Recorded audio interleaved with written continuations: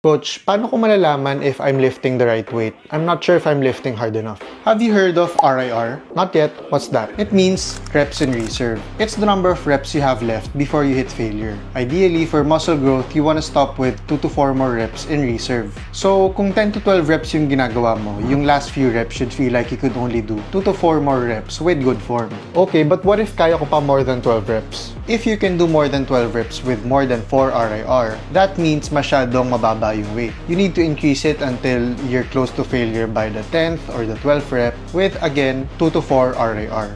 Got it? And if I'm struggling to even hit 10 reps, well, that means masyadong mabigat yung weight and you probably have 0 RIR. Drop it down a bit so you can stay within that 2 to 4 RIR range by the end of your set. Got it? So the goal is to finish a set feeling like I could only do a few more reps, 2 to 4 reps max.